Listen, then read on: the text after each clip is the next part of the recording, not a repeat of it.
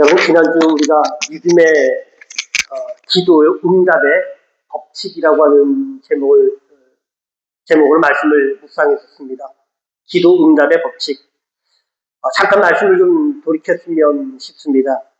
세 가지 원칙이 있다고 그랬어요. 기도 응답받는 세 가지 원칙. 첫 번째는 믿음이 있어야 된다고 그랬죠.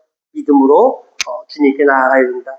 그리고 두 번째가 믿음으로 기도하고 믿음으로 간구해야 한다라고 그랬어요. 그리고 세 번째는 믿음을 고백해야 한다라고 말씀을 드렸습니다. 그래서 마태복음 9장 27절 이후에 보게 되면 두 명의 소경이 나와요. 이들이 주님을 부르짖고 자신을 불쌍히 여겨달라고 외쳤던 장면들이 기록되어 있죠. 이들이 주님의 소문을 듣습니다. 그리고 주님께 나옵니다. 그리고 자신들을 불쌍히 여겨달라고, 자신들의 눈을 뜨게 해달라고 주님께 간구하며 그 은혜를 입는 장면이 나오는데요. 여러분, 그들이 주님께 나왔던 이유가 있어요. 왜 그들이 주님을 부르짖고 주님께 나왔느냐? 바로 주님께서 자신들의 눈을 뜨게 해 주실 것을 믿었기 때문에 그들은 주님께 나왔던 것입니다. 여러분, 그들은 주님에 대한 소문을 익히 들었던 거예요. 예루살렘이라고 하는 것이 지금처럼 큰 동네가 아니라, 큰 도시가 아니라 아주 자그마한 마을이었던 거죠. 예전에는 주님께서 사셨던 그 기간에는. 그러니 그 조그만 동네에 누가 큰 일을 행하고 큰 기사를 행하고 기적을 행하면 그 소문이 금방 온 동네에 퍼지게 됩니다. 그러니 그 두 소경이 주님에 대한 소문을 들었단 말이에요. 참 기이한 기적을 행하시는 분이 나타났다. 기적을 행하시는 분이 나타났다. 그분이 심지어는 기적을 행하시는데 병든 자를 고치시고 안전뱅이를 일으켜 세우시고 기먹고 말 못하는 이를 고치시고 심지어 귀신도 내어 쫓는 그런 분이다라고 하는 소문을 그들이 들었던 거예요. 그러면서 마음에 어떤 생각이 들었겠습니까? 그분이라면 그런 기적을 행하시고 이적을 행하시는 분이라면 우리의 이 아픔을 고쳐주실 것이다 라고 하는 믿음이 있지 않았겠습니까? 그 믿음을 가지고 주님께 나왔던 거예요.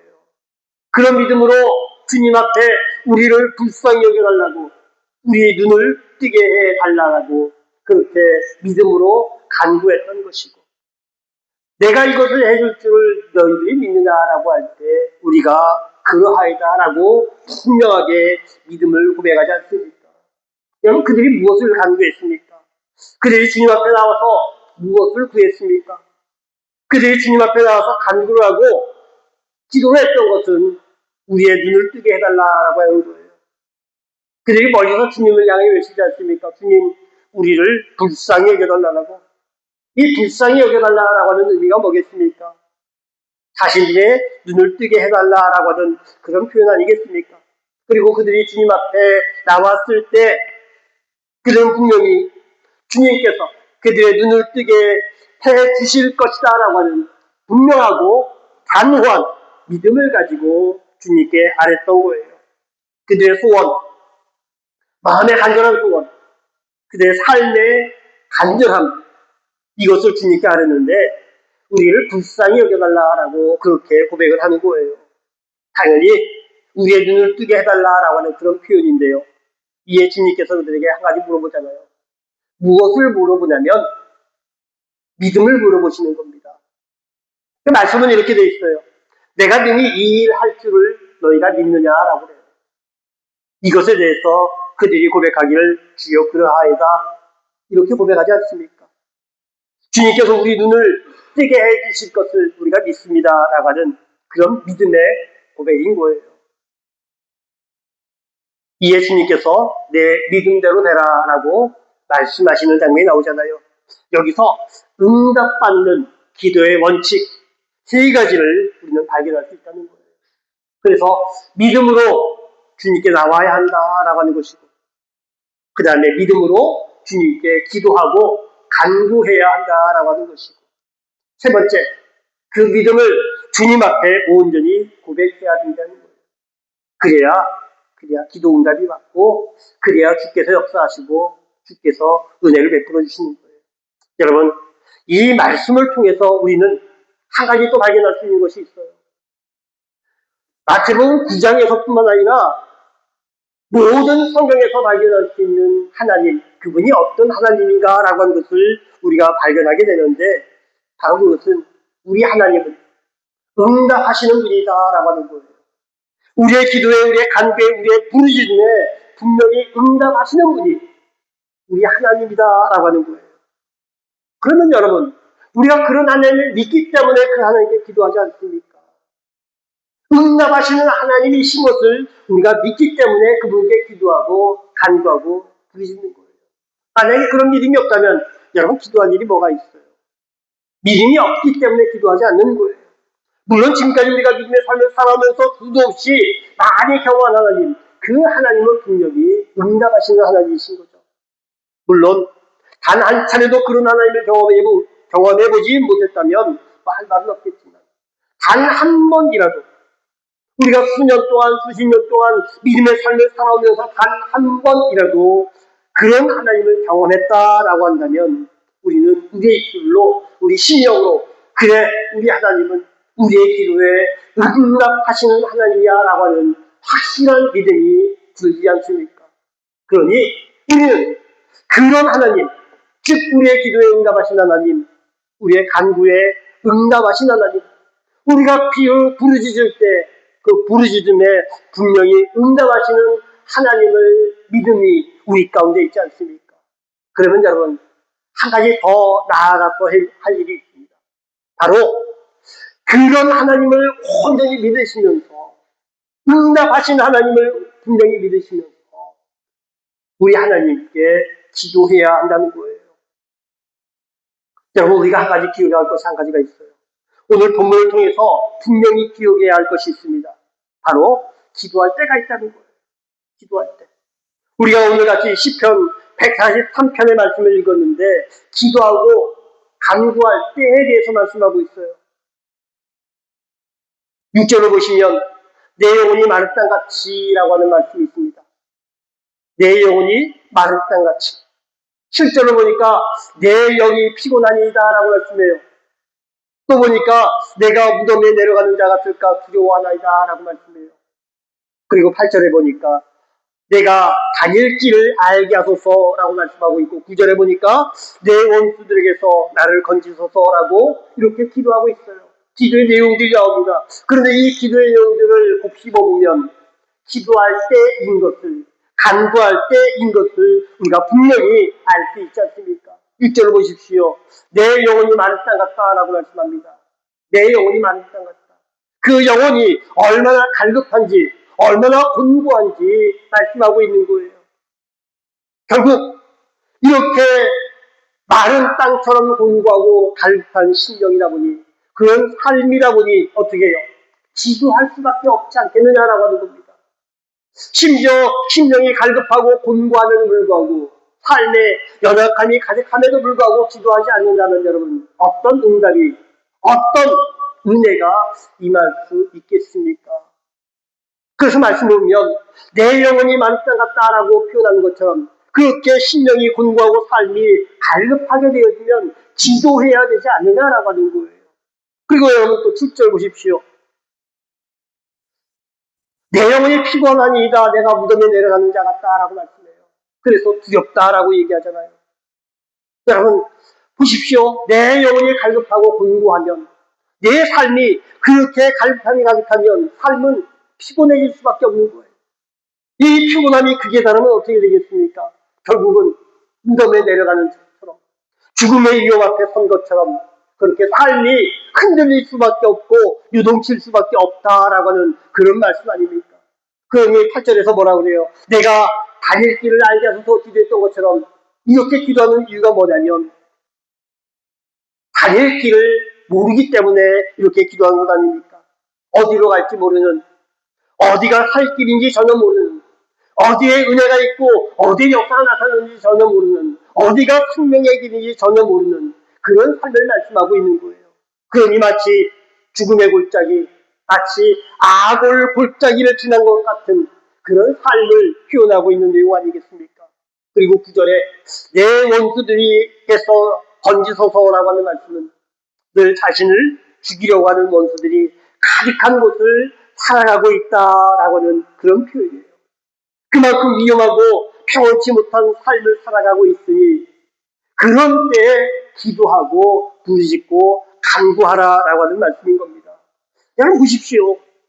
결국은 우리의 모든 삶이, 우리가 살아가는 모든 삶이 기도할 수밖에 없고 간구할 수밖에 없는 그런 상황 아닙니까? 여러분 우리는 날마다 분간 가운데 살아가고 날마다 갈급한 가운데 살아가지 않습니까? 신령이 어지럽고 우리의 삶이 흔들리고 우리 육신은 병들어가고 우리 육신은 연약해질 수밖에 없는 이런 삶을 살아가고 있잖아요. 우리의 삶이 온전치 못하고 강건치 못해요. 날마다 흔들리는 삶을 살아가고 있지 않습니까?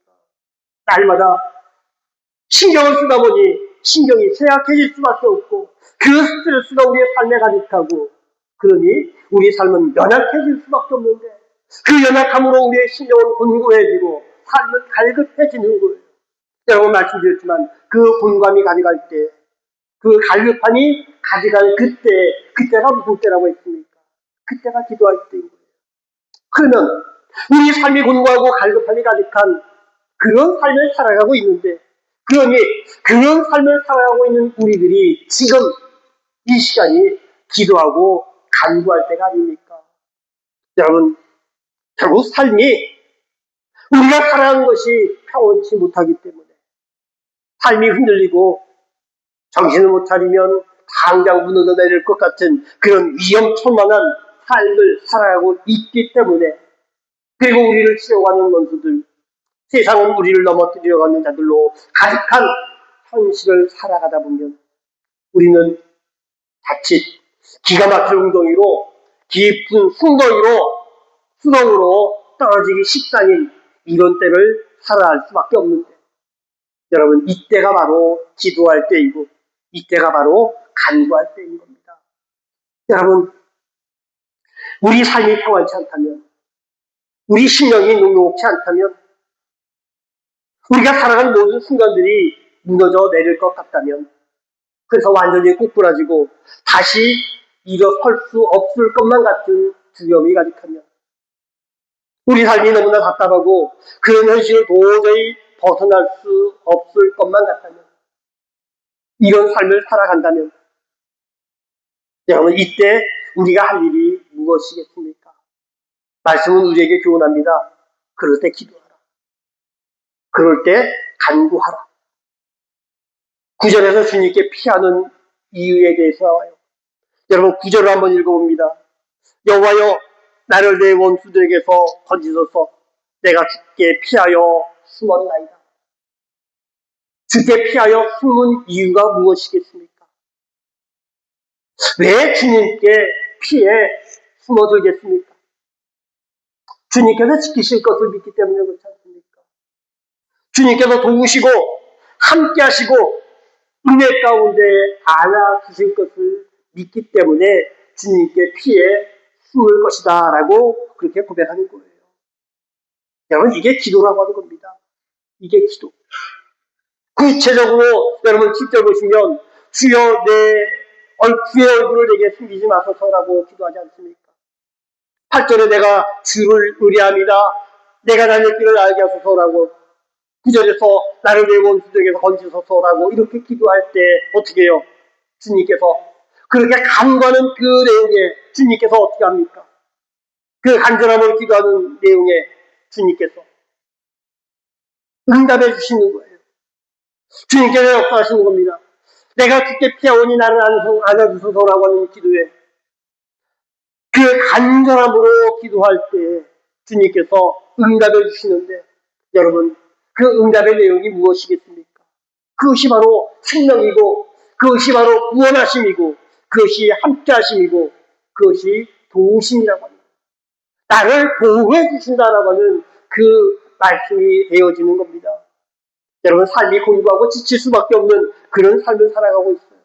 갈급한 심령으로 살아가고 있는데 그런 갈급함으로 살아갈 때 그 갈급함으로 쉽게 기도하는데 주님 이 갈급함의 문제를 이 삶의 고단함을, 이 삶의 위험 속에서 나를 구하소서, 건지소서, 지키소서, 도우소서라고 하는 기도가 주님께 온전히 드려진다면 우리 하나님께서 반응하시는데 그 반응의 역사는 은혜의 역사이고 도우심의 역사이고 함께하심의 역사라고 하는 겁니다.